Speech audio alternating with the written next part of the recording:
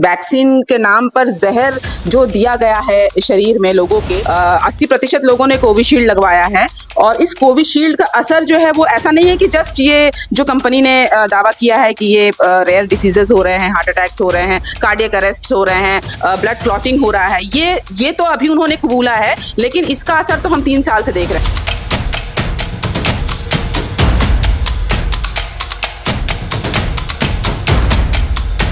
देखिए, मोदी के साथ साथ मुझे लगता है मीडिया उतनी ज्यादा दोषी है, वो तो है ही। 140 करोड़ के जनता को, भारतीयों को दांव पे लगाया है, उनके जान को। मुझे लगता है कि 20% मुसलमानों को लेकर उन्होंने 80% हिंदुओं के साथ दगाबाजी की है। ये बात समझने की अब जरूरत है। मैं कहती हूँ कि कहीं ना कहीं मुझे लगता है कि मोदी सरकार को जनता के सामने आकर माफी मांगनी चाहिए और इनको इस्तीफा दे देना चाहिए। आप देखिए, मुझे लगता है कि मोदी जी से ज्यादा बेशरम इंसान मैंने आज तक नहीं देखा। तो ये जहर जो हमारे शरीर में आ चुका है, इसकी गारंटी अब कौन लेगा? मोदी की गारंटी वाली वैक्सीन हमने लगा तो ली है, लेकिन अब हमारी जान की गारंटी कौन लेगा? मुझे लगता है मैं सीधे सीधे मोदी जी पे वार करना चाहूंगी, मोदी जी से पूछना चाहूंगी। लगता है देश को भाजपा मुक्त भारत करना बहुत जरूरी है। तो अगर देखा जाए तो ये जो भाजपा की सरकार है, ये भले कहते कुछ और है पर करते कुछ और हैं। अगर हम बात करें बेटियों को बचाने की, तो मुझे लगता है कि बेटियों को वाकई में बचाने की जरूरत है, लेकिन भाजपा सरकार से बचाने की जरूरत है। जिस इंसान के पास महिलाओं के 3000 से भी ज्यादा वीडियोस, आपत्तिजनक वीडियोस पाए जाते हैं जिनके ऊपर कुछ आरोप हैं, वैसे लोगों का प्रचार हमारे प्रधानमंत्री करते हैं। इससे ये साफ साफ जाहिर है कि हमारा जो देश है वो कहीं ना कहीं असुरक्षित हाथों में है। देखिए, बहुत ही दुखद बात सामने आई है कि एस्ट्राजेनेका नाम की जो कंपनी है, उन्होंने ये स्वीकार किया है कि कोविशील्ड, जिसको इंडिया ने भी प्रोड्यूस किया था, सीरम इंस्टीट्यूट ऑफ इंडिया ने भी प्रोड्यूस किया था, और सैकड़ों लोगों ने इंडिया में, भारत में कोरोना होने के बाद कई लोगों ने इस वैक्सीन का सेवन किया, इस वैक्सीन को लगवाया।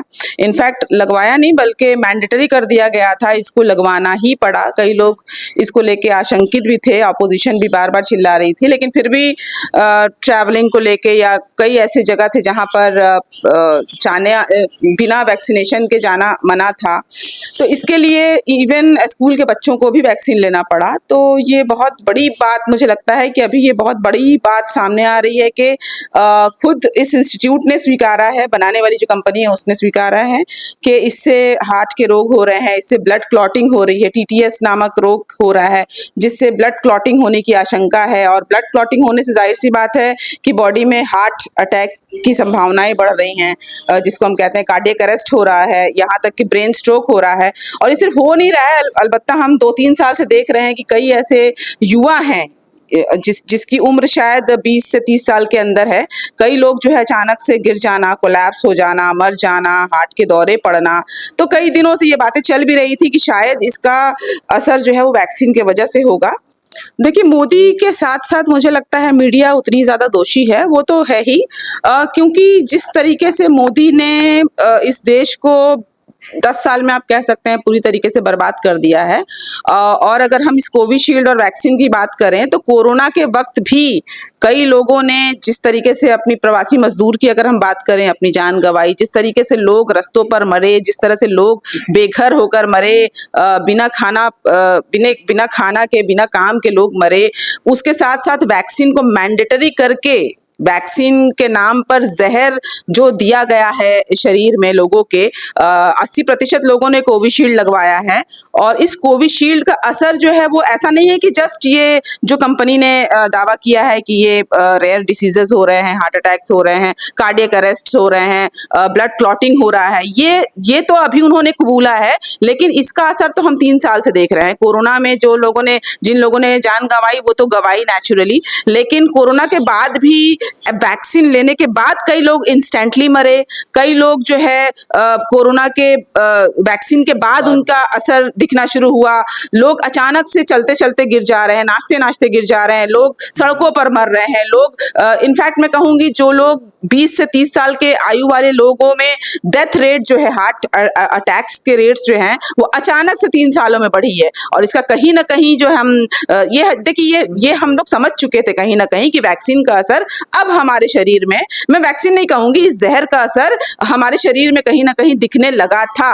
इनफैक्ट अगर मैं अपनी बात भी कहूं तो मेरे अंदर भी वो जो एनर्जी थी, बहुत बहुत चीजों में बहुत सी बदलाव मैंने महसूस किया है। तो मुझे लगता है कि जितने भी लोगों ने वैक्सीन लिया होगा उनके शरीर में कहीं ना कहीं कुछ ना कुछ साइड इफेक्ट्स जरूर होंगे, और इसका कहीं ना कहीं दोष मैं मोदी जी को, सीधे सीधे मोदी जी को दूंगी, भाजपा सरकार को दूंगी। बिना सोचे समझे उन लोगों ने 140 करोड़ के जनता को, भारतीयों को दांव पे लगाया है, उनके जान को। मुझे लगता है कि 20% मुसलमानों को लेकर उन्होंने 80% हिंदुओं के साथ दगाबाजी की है। ये बात समझने की अब जरूरत है, लेकिन चिड़िया चूक गई खेत। मुझे लगता है कि कहीं ना कहीं चिड़िया चूक चुकी है खेत, लेकिन अब देखा जाए क्या किया जा सकता है। मैं लोगों से यही अपील करूंगी कि फिलहाल आप लोग हो सके तो अपने बॉडी की जांच करवाएं, जो बेसिक टेस्ट हैं वो करवाएं, और ज्यादा ज्यादा अपने हेल्थ का ख्याल रखें, क्योंकि देखिए जो डैमेज होना था ऑलरेडी वो डैमेज शरीर में हो चुका है,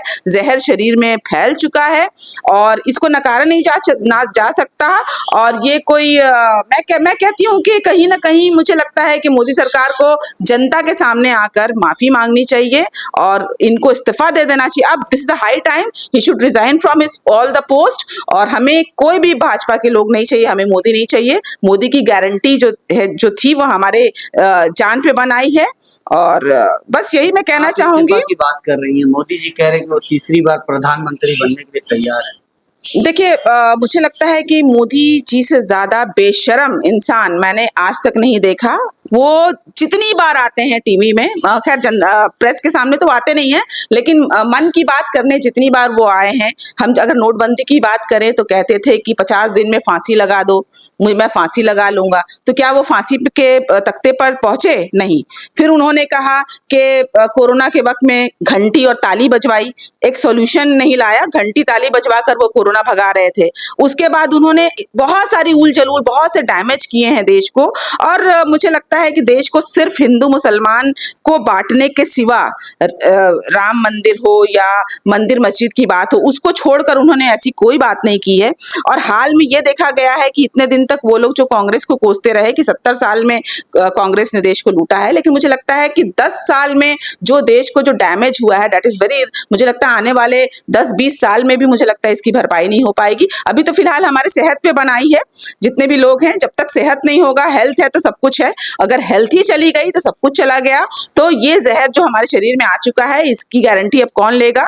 मोदी की गारंटी वाली वैक्सीन हमने लगा तो ली है, लेकिन अब हमारी जान की गारंटी कौन लेगा? मुझे लगता है मैं सीधे सीधे मोदी जी पे वार करना चाहूंगी, मोदी जी से पूछना चाहूंगी कि आपने जो लोगों को, जिन लोगों के जिंदगी को दांव पे लगा दिया है अपने स्वार्थ के लिए, अब इसकी गारंटी कौन लेगा? मुझे लगता है कि आपको संग संग इस्तीफा दे देना चाहिए। मुझे ऐसा लगता है कि आपको जनता से आकर माफी मांगनी चाहिए, या इनफैक्ट मैं तो ये भी कहूंगी इन पे लीगल कार्रवाई होनी चाहिए। मुझे लगता है कि जो लोग भी इसके पीछे हैं, सीरम इंस्टीट्यूट ऑफ इंडिया जिसने इस कोविशील्ड को प्रोड्यूस किया था, जिसने बनाया था, मुझे लगता है इनके ऊपर सीधे सीधे आदर पूनेवाला जो सीरम इंस्टीट्यूट ऑफ इंडिया के मालिक हैं, उनके ऊपर कार्रवाई होनी चाहिए, उनको आकर जवाबदेही देनी चाहिए। यहाँ तक ये भी पता चला है कि कहीं ना कहीं इसमें पर्सनल बेनिफिट्स भी हो सकता है कि इस कंपनी को जो कोविशील्ड बनाने के लिए दिया गया था, इस कंपनी से भी हाल फिलहाल ये भी पता चला है कि चुनावी चंदा के नाम पर, इलेक्टोरल बॉन्ड्स के नाम पर कई कंपनियां जिसके पास ईडी के रेड्स होते थे, सीआईडीज जाते थे, उन कंपनियों से चंदा लिया गया है। तो कहीं ना कहीं जैसे हम पिछले जमाने में जानते थे कि दादागिरी करके उनसे पैसा वसूला जाता था, तो आज का मॉडर्न दादागिरी है चुनावी चंदा। तो ये सीरम इंस्टीट्यूट ऑफ इंडिया से भी, जिसने कोविशील्ड बनाया, उससे भी चुनावी चंदा लिया गया है। तो क्या, मैं जनता से सवाल करना चाहती हूँ कि क्या ये जो चंदा लेने के नाम पर जो जहर बनाया गया, हमें फोर्सफुली लगवाया गया, इसका जवाबदेही कौन देगा? अभी 2024 का चुनाव जो है, 2 चरणों के चुनाव हो चुके हैं, अभी और भी समय है, तो आप लोगों को जवाब देना है, मोदी को जवाब देना है। और किसी भी तरीके से भाजपा को, मुझे लगता है देश को भाजपा मुक्त भारत करना बहुत जरूरी है।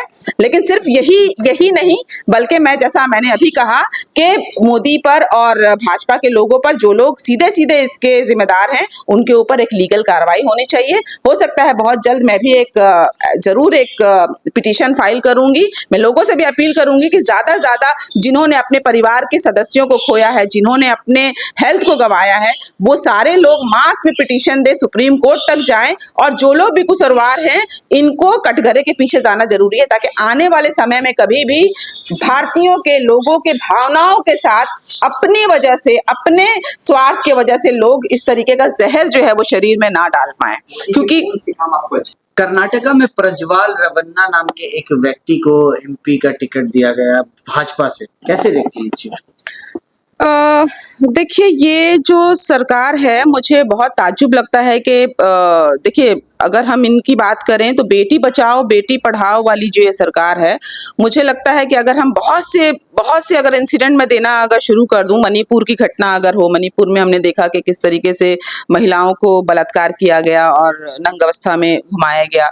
अगर हम बात करें, वो भी भाजपा का स्टेट था वो, अगर हम बात करें हाथरस की, तो दिन दहाड़े रेप करके रात में जला दिया जाता है। आसिफा केस, उन्नाव केस, ऐसे कई केसेस हैं जहां पर ये देखा गया है। या अगर हम रेसलर्स की बात करें, कई दिनों तक हमारी जो महिला पहलवान है वो लोग भी, बृजभूषण जिनके ऊपर आरोप था, वो भी सांसद में ही पाए गए, उनको भी हटाया नहीं गया, कोई कार्रवाई नहीं की गई। तो अगर देखा जाए तो ये जो भाजपा की सरकार है, ये भले कहते कुछ और है पर करते कुछ और हैं। अगर हम बात करें बेटियों को बचाने की, तो मुझे लगता है कि बेटियों को वाकई में बचाने की जरूरत है, लेकिन भाजपा सरकार से बचाने की जरूरत है।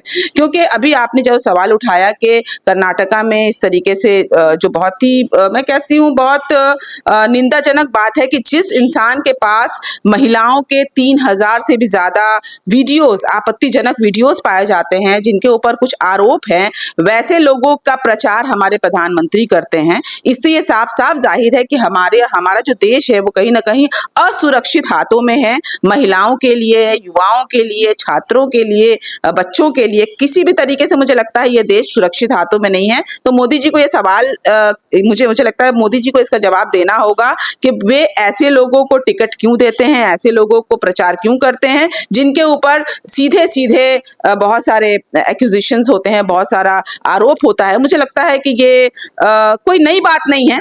भाजपा के सरकार में, भाजपा के राज्य में आए दिन रेप्स होते रहते हैं, आए दिन महिलाओं के साथ बलात्कार होता रहता है, उनके साथ घटनाएं घटती रहती हैं।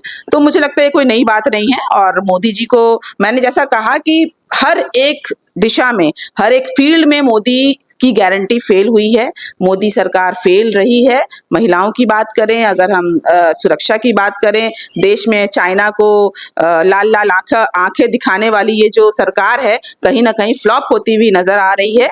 और मुझे लगता है आपकी बार बीजेपी की हार। आप कह रही हैं हार?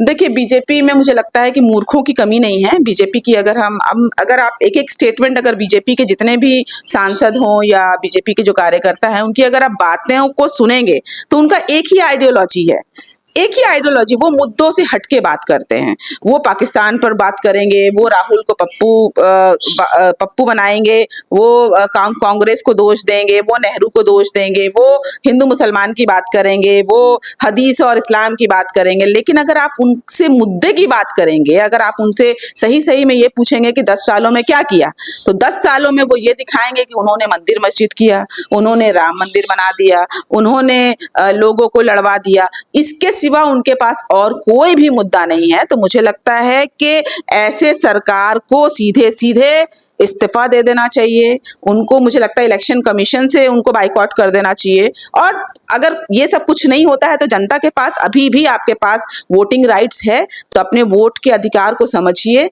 ये वोट जो आपके पास एक अधिकार है वो कम नहीं है। एक एक से तालाब से बूंद बनता, बूंद बूंद से तालाब बनता है। तो एक एक वोट से आप जो है अपने देश की रक्षा कर सकते हैं, अपने देश में अच्छे नागरिक होने का सबूत दे सकते हैं। तो अब की बार इस बीजेपी को आपको हटा देना है और हटाकर सही सरकार का चुनाव करने में देश की सहायता करनी है।